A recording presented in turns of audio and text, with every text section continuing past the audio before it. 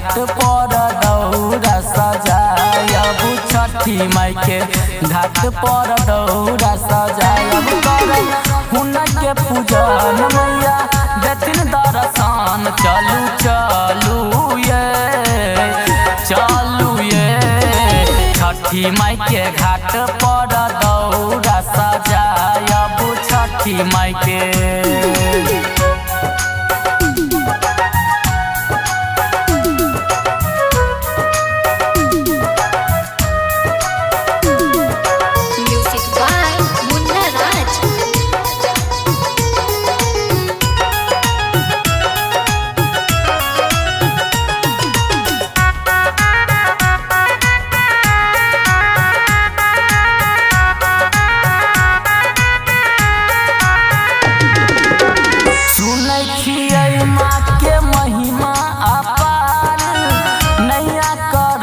सबके पारिए सुनै छियै माँ के महिमा पारियो नैया करै छै सबके पारियो। छठी घाट जाकर माँ के मनेबै छठी घाट जाके माँ के मनेबै संग मिल अर्घ देखा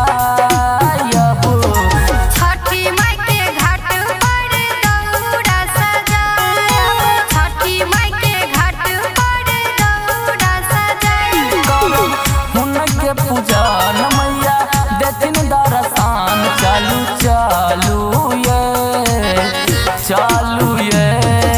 छठी माई के घाट पर दौरा सजायब छठी माई के घाट पर दौरा सजायब।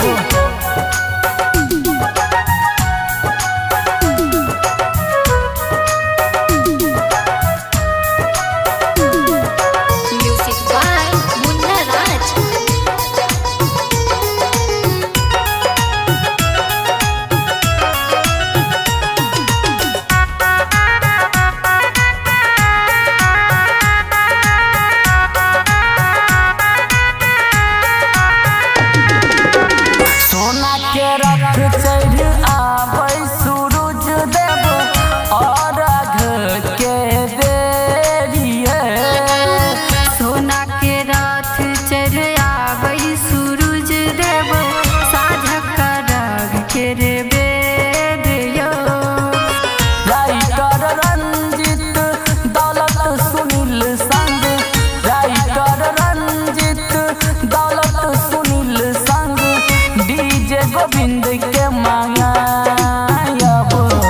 छठी माई के घाट पर दौरा सजायब छठी माई के घाट पर दौरा सजायब हुनके पूजन मैया देथिन दर्शन चलू ये छठी माई के घाट पर दौरा सजायब छठी माई